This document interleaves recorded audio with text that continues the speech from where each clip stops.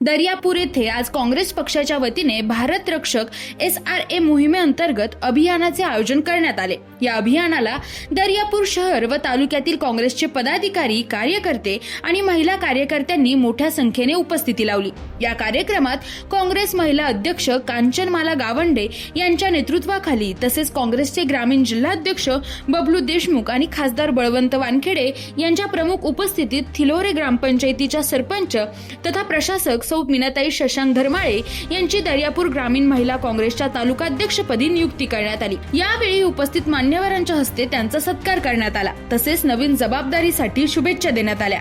संघटना अधिक मजबूत करण्यासाठी महिला कार्यकर्त्यांनी गावागावात पक्षाची भूमिका प्रभावीपणे पोहोचवावी असे आवाहनही यावेळी करण्यात आले। दरम्यान आगामी पंचायत समिती व जिल्हा परिषद निवडणुकांच्या पार्श्वभूमीवर काँग्रेस पक्ष दर्यापूर तालुक्यात संघटनात्मक पातळीवर पुन्हा ताकद वाढवण्याच्या तयारीला लागल्याचे या कार्यक्रमातून दिसून आले।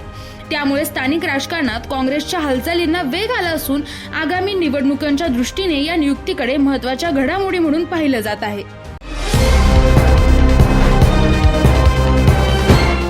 पाहत रहा फक्त जनविकास न्यूज, सत्य, संघर्ष आणि जनतेचा विश्वास।